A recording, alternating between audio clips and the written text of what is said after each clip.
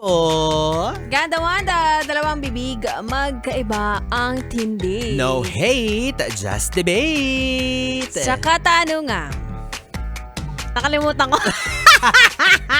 Nagbabakasyon na kasi yung utak ko. Malayo na Naka-happy siya. weekend na Oo. siya. Oh, okay lang ba? Or naniniwala ka ba? Yung main tanong. Sa 3-month rule. Yan, Oo. sinisinok-sinok pa ako. O diba, pabakasyon ka na rin. Bakasyon talaga kay 2 days. lang. Correct. At ito nga, Ganda Wanda, kanina sa ating Facebook Live ay marami na ang mga marami na ang palaka. Itawid mo!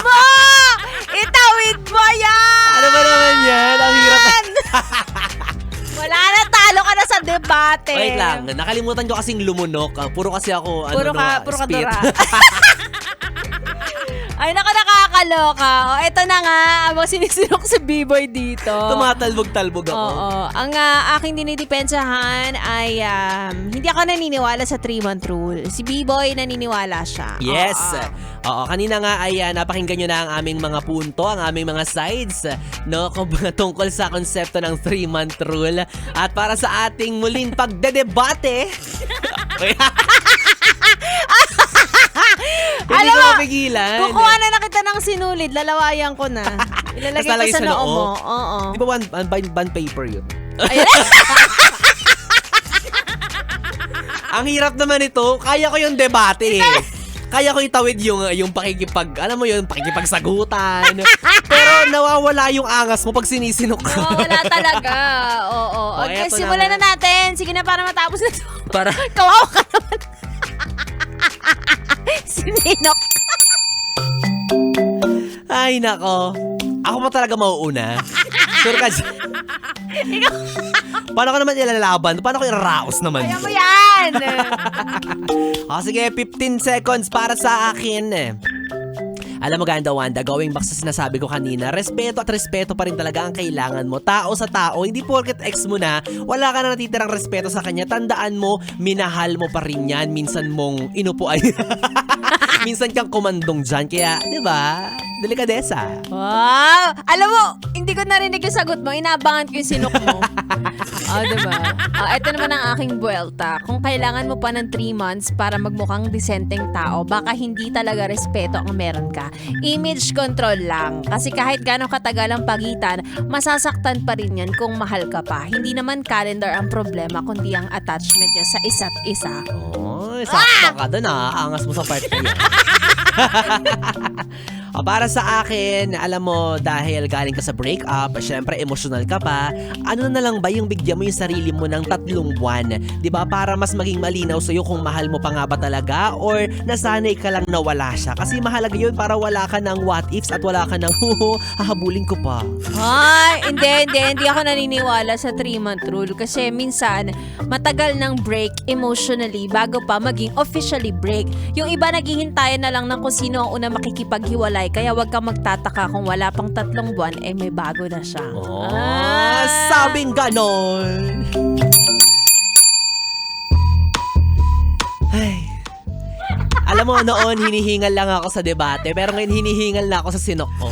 Alam mo, nararamdaman ko na nagdadasal ka sa loob-looban mo na wag ka sanang sinukin sa Kasi, debate. hello, mahigit 1 oras tayong nawala. Pero wala akong sinok nung mga time na yun. Ewan ko ba't ngayon siya Timing bumalik. talaga. Oo. Diba? Kaya nga, katulad niya ng yung sinok mo, katulad ng pag-move on. Hindi naman pag naka 3 months ka na, 3 months na ha, mawawala na yan. Sa bagay. Diba? Pero, again, ikaw, ano bang hatol mo dito? Ang hatol ko ay, gusto ko na to. Gusto mo na yan? Gusto ko to, oo. Because nga, ayun nga, ayoko na mag-judge. Oo. Well, sa akin kasi ina-apply ko pa rin naman yan. Minsan nga sobra-sobra pa, hindi lang 3 months eh. Okay. Diba? Pero ang akin ay hindi mo naman alam yung naging estado ng relasyon. So, hindi siya applicable sa lahat. Feeling ko. So kumbaga naniniwala ka sa kanya-kanya nating timeline. Oo, di ba? May kanya-kanya tayong timeline ng pag-move on. Walang nagsasabi kung before or after 3 months, okay ka na o Correct. hindi pa. Oo. Diba? So, ikaw pa rin yan, sarili mo pa rin ang nakakakilala sa'yo mismo. Di ba? Iba nga yung iba nga yung oras sa space eh. Sabagay, diba? Kanya-kanya Magkakaiba talaga ng yan. ano. Kaya ako, Correct. hati ang opinion ko dito. Hati ka. Hati ako dito. Split into two ako dito. Unlike sa mga previous nating debates, meron tayong talagang isang papanigan. Ito medyo Isa lang. talagang Oo. ano ko dito. Parang sa bagay, oo nga naman, 'di ba?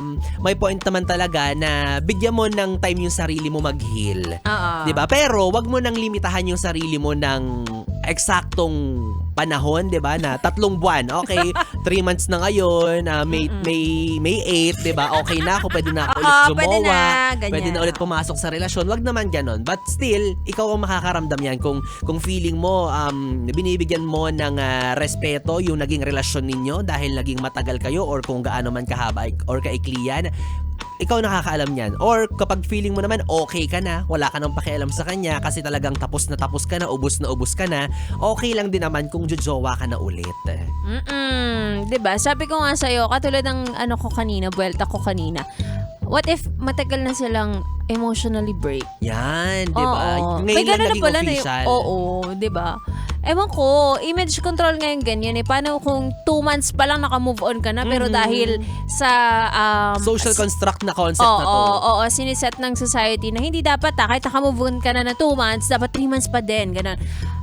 Unless meron kayo usapan na okay, since matagal na naging tayo, ganyan, may pinagsamahan, pwede ba magawa na magjowa? May mga ganun eh, Oo. may mga kasunduan ganun. Nasa sa inyo yan, pero Correct. kung wala naman ang pakialam yung ex mo sa'yo, bakit pa magmamatter kung aabot ka pa ng 3 months bago ka makipagkilala sa iba? Or hindi na, diba? Hindi na, diba? Ang tanong dyan, magmamatter pa ba or valid pa ba yung suggestion niya sa'yo na huwag ka munang magjowa? Ano pang pakialam mo? Ex na kayo, Oo, diba? diba? Kaya ito yung patunay, itong klaseng usapin na to, ang patunay na life is very subjective. Diba? Magkakaiba tayo ng experiences, magkakaiba tayo ng pananaw, minsan nadadala lang talaga tayo sa mga utos ng lipunan na, Correct. ay ko ba, dapat bang sundin? At lalabag, kapag lumabag ka ba, babatuhin ka ng madlang people sa plaza, diba? Oo, ganon. Diba? Oo, 'di ba? For example, sabi nila, 3 months pwede na. Inabot ka ng 3 years. O pagdating ng 3 years, sabi, ano ba yan? Hindi ka pa rin makamove on. Diba? Ang labo, 'di ba? So, sarili mo na lang ang sundin mo because first of all, ikaw ang nakakakilala sa sarili mo. Correct. 'Di ba? Kasi regardless naman din sa feelings nung ex mo na yun eh. Isipin mo pa ba, magjojowa na ako, okay lang ba sa kanya na magjojowa na ako? Oo. Sabi rin daw, depende rin daw kung paano kayo naghiwalay. Oo, depende Ganyan. O kung siya, nilapastanganan ka niya, gano'n. na. Ay, oo, jumawa ka na agad bukas. Winarak-warak ka niya, gano'n. Diba? Oo. Ewan ko, di ko rin alam eh. Kasi kung sa akin, hindi rin ako masyado nagbabase sa timeline. Case-to-case basis talaga siya. Oo. Diba? Kapag mag-move on kang bagal ng oras, pero pag may gusto ka na, ang bilis na ng oras. So, Correct. ang iba-iba talaga. Huwag yun na lang pakialaman yung iba dyan at after 2 weeks, meron na. Diyos ko. Diba? At saka, wag kang na lang siguro maglagay ng too much pressure sa sarili mo pagdating sa pag-ibig. Oo. Diba? Kasi kusa naman yan darating eh. Kusa mo namang Totoo. mararamdaman kapag, ay, okay na ako ulit. Magaan na sa akin ulit tumanggap ng panibagong tao sa buhay ko. Oo. Pero magkakamali ka lang dyan kapag yung purpose mo is to make or para magkaroon ka ng rebound. Oo, Diba? ayan, Para magkaroon okay. ka ng flex, di ba? Magkaroon ka ng Tama, trophy tama. na, jowa na ako ulit. Kaya kitang Oo. ipagpalit. Diyan nagkakatalo eh. Parang ano ba ang intention mo kapag nagjowa ka agad after a breakup? Parang para lang ba ipamukha sa ex mo na kaya mo siyang palitan agad-agad? Eh di another healing yun. Correct. 'Di ba?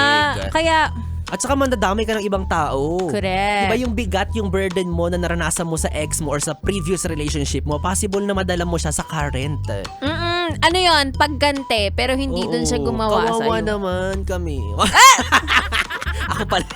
Kaya kasi nisinok dyan Ay naku, nakakaloka. Anyway, again, para sa akin, gusto ko yon. Kanya-kanya tayong timeline, kanya-kanya tayong buhay, kanya-kanyang oras, walang pakaialamanan. Correct. Oo. Kaya ang bili namin sa inyo mga yes friend para kayo ay makaiwas sa break-up.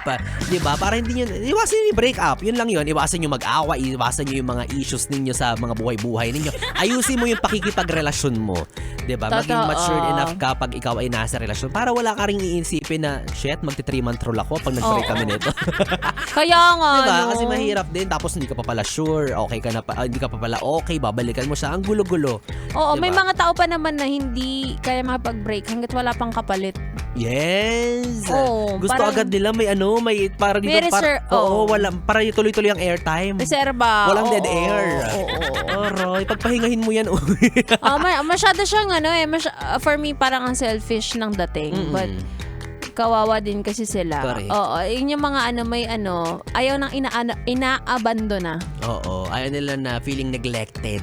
Correct. Pero risk kung may kipagrelasyon kayo sa ganyang Correct. klase ng tao. Kaya ako kasi sa'yo, ipahinga mo muna yan. pahinga mo muna yan. Diyos Oo. ko, Baka mapasma kasi. pagod na yan, Oo, lantuta yun na yan, oh. Kitang-kita ko, color pink Binig-binigan yan mo. dati. Ngayon mamula-mula. Ngayon, parang medyo brownish red. Nag-violet na rin siya. Diba? Kaya kayo mga yes friends, sana wag niyo ma-experience yan kung medyo awaman kayo ngayon na feeling mo healthy at ayaw mo nang matapos. Sana wag kayong umabot sa breakup, diba? At sana yun na lang. ang tanging 3 months lang na mararanasan mo ay ang maternity leave.